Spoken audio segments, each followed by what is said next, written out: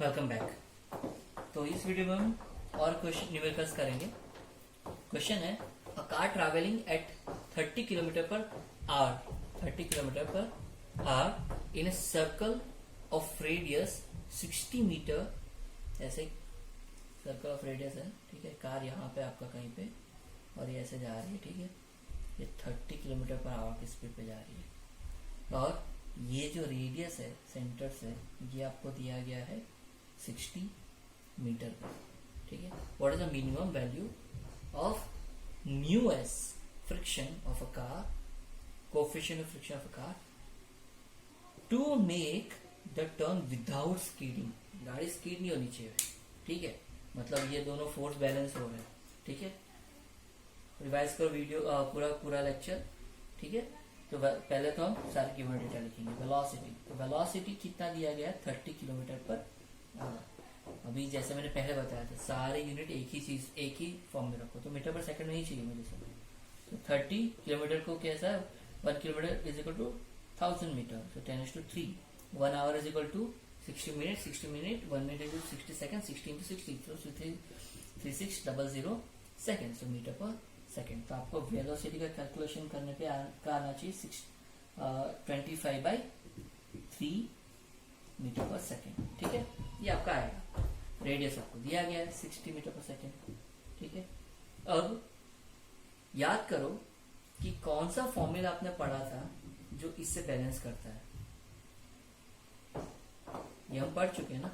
तो please revise diagram जिसमें हमने बोला था अगर ये mv²/r है तो इसको बैलेंस करने वाला ये कार पे फोर्स जो है वो होना चाहिए म्यू एस mg, ठीक है। ये वाला फोर्स, तो तभी जाके कार बैलेंस हो पाएगी सर्कल पे, ठीक है। तो प्लीज रिवाइज इस पार्ट। तो मैं इसका फॉर्मूला यूज करूंगा। फॉर्मूला हमारे पास जो है वो क्या है, mv²/r is equal to mu s m g, ठीक है। तो कंफ्यूजन इसमें नहीं होना चाहिए। तो मास कैंसिल हो जाएगा, v ऑलरेडी हमारे पास है, म्यू एस निकालना है v²/rg। तो इसका डायरेक्ट हमने फॉर्मूला पे निकाला हुआ है। तो आप डायरेक्टली फॉर्मूला भी यूज कर सकते हो या तो फिर यहाँ पे थोड़ा दिमाग लगा के आप कैलकुलेट भी कर सकते हो। तो म्यू एस आपका आना चाहिए 0.11, क्योंकि देखो v आपने 25/3 होल स्क्वायर हो गया 60 into 9.8, ठीक है। तो म्यू एस आपका आना चाहिए 0.118। ये क्वेश्चन काफी इंपॉर्टेंट है, ठीक है। रिमेम्बर ये यूनिटलेस है, ठीक है। कोएफिशिएंट ऑफ फ्रिक्शन, ये कोएफिशिएंट है, कोएफिशिएंट का कभी यूनिट नहीं होता ज्यादा, ठीक है।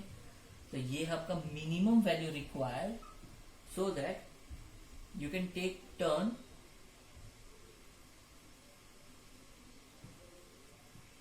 विदाउट स्केलिंग, ठीक है।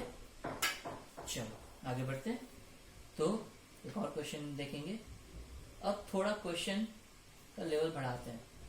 तो एक और प्रॉब्लम करना चाह रहा हूं मैं।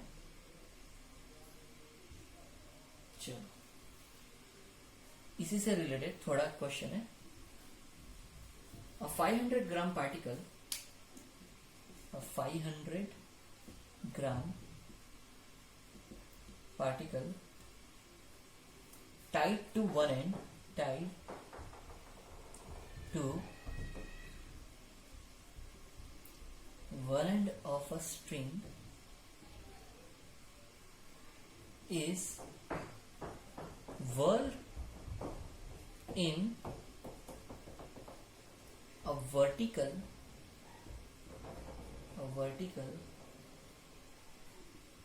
circle of circumference 15 metre. circumference है, संभाल के 15 metre. if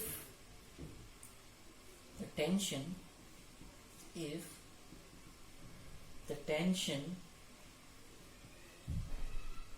at the highest point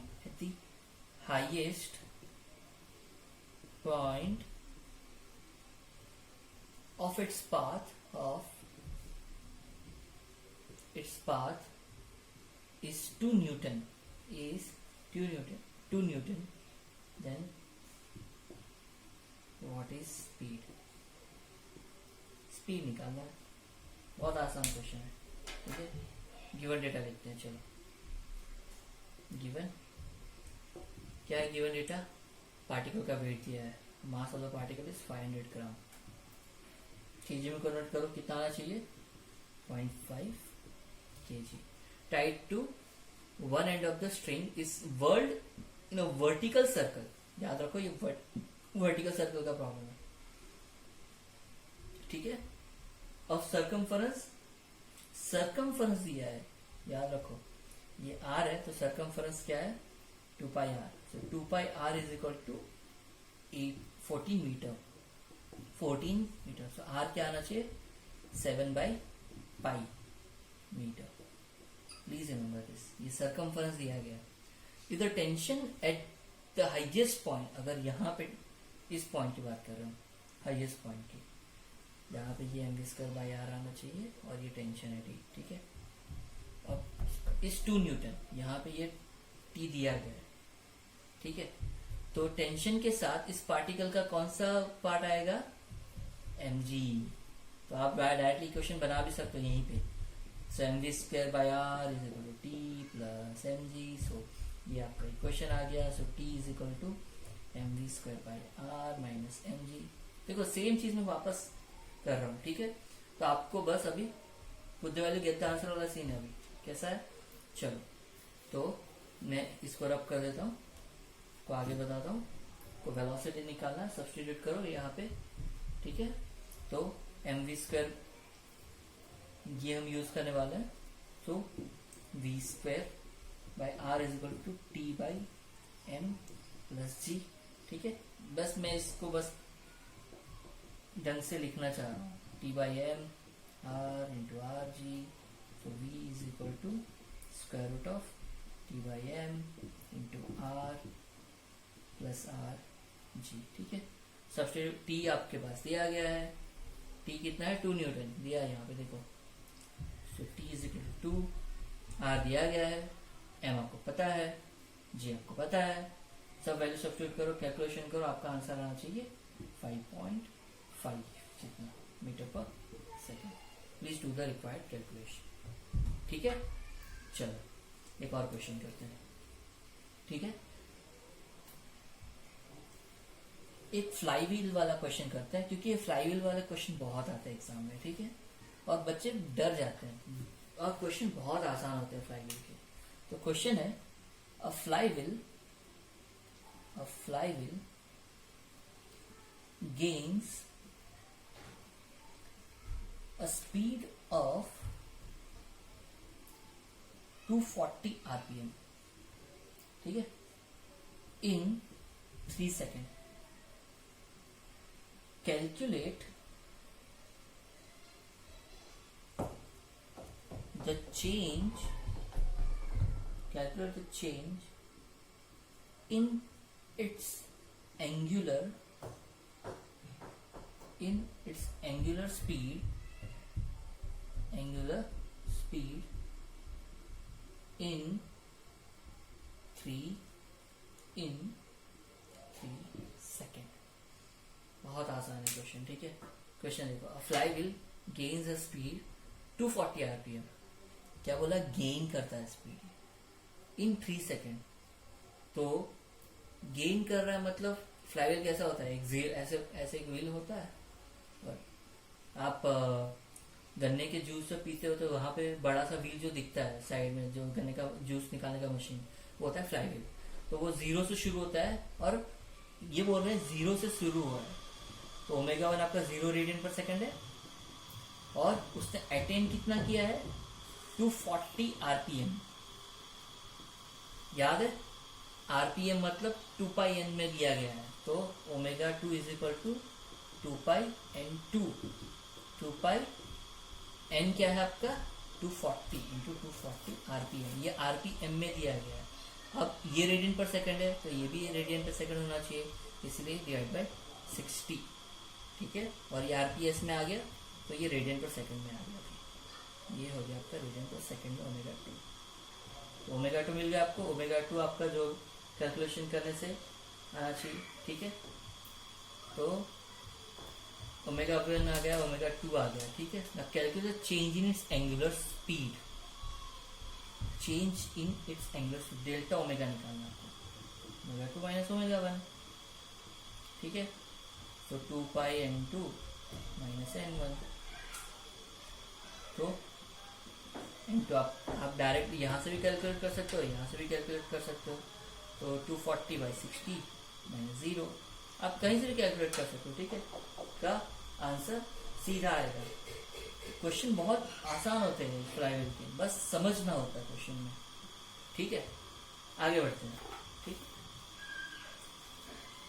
चलो, तो एक और क्वेश्चन करते हैं। क्वेश्चन है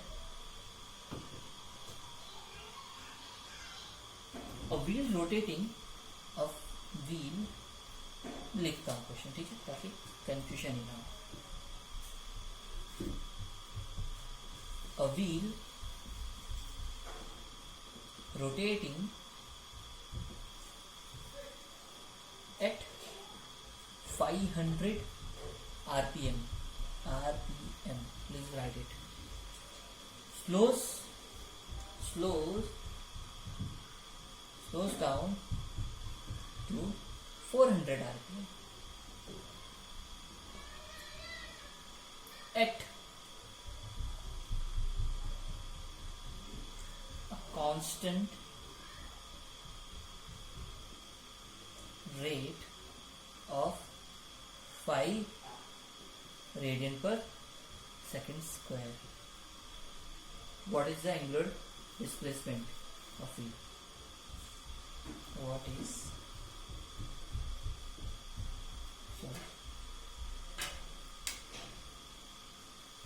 angular displacement of wheel, ठीक है। क्वेश्चन बहुत आसान है, लेकिन ये क्वेश्चन करने से पहले मैं आपको एक जनरल आइडिया एक और बार बताना चाहता हूँ कि जब भी आपको रेडियन पर आरपीएम में कोई भी स्पीड दिया जाए तो ओमेगा आपका होता है 2 पाई n। यहाँ जो n होता है वो होता है आरपीएम या आरपीएस, जो अगर आप आरपीएस होता है बेसिकली, ठीक है। और तभी इसका यूनिट आप लिखते हो रेडियन पर सेकेंड में, ये होता है आरपीएम में। तो हमेशा याद रखो, जब आरपीएम में दिया हो तो पहले आरपीएस में कन्वर्ट करो, फिर ओमेगा में डालो। ये प्लीज फॉलो करो तो कभी कंफ्यूजन नहीं आएगा, ठीक है। चलो आगे बढ़ते हैं। क्वेश्चन क्या दिया गया है, a wheel rotating at 500 RPM, तो स्पीड दिया है, एक स्पीड दिया है n1, कितना है 400 RPM। I want to convert it, so 400/60 RPS, ठीक है। n2 दिया है, स्लो डाउन हुआ है ना वो, तो सॉरी पहले 500 था, वेरी सॉरी, और स्लो डाउन होके वो हुआ है 400 RPM। कन्वर्ट करो, ठीक है। At constant rate of alpha, देखो रेडियन पर सेकंड, कभी अगर कंफ्यूजन हो कि कौन सा क्वांटिटी दिया गया तो सीधा यूनिट देखो, रेडियन पर सेकंड स्क्वायर आपका यूनिट किसका होना चाहिए, एंगुलर एक्सेलरेशन का, तो एंगुलर एक्सेलरेशन दिया गया है। अब आपको निकालना है एंगुलर डिस्प्लेसमेंट, तो आपको फॉर्मूला आना चाहिए। फॉर्मूला आने के लिए अभी देखो, बहुत बड़ा यहाँ पे कंफ्यूजन आ सकता है। क्या कंफ्यूजन आ सकता है, आप अल्फा का थीटा और ओमेगा और अल्फा को कैसे कनेक्ट करोगे। जैसे कि कंफ्यूजन क्या क्या आ सकता है मैं आपको बता दूं। आप अल्फा लिख सकते हो D omega by D T, आप लिख सकते हो omega 2 minus omega 1 by t delta T, लेकिन यहाँ पे टाइम तो दिया नहीं है सेपरेटली, तो यहाँ पे प्रॉब्लम आ जाती है, ठीक है।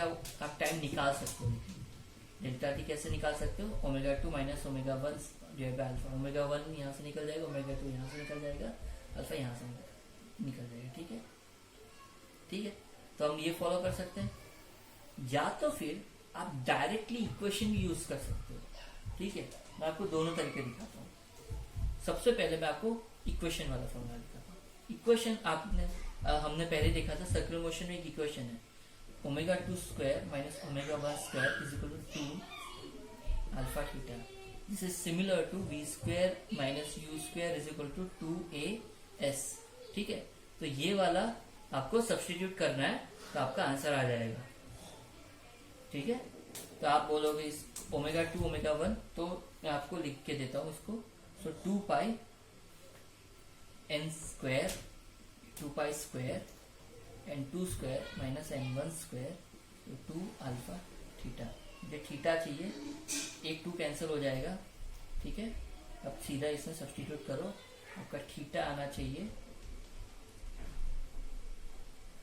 ठीक है, आपका थीटा क्या आएगा?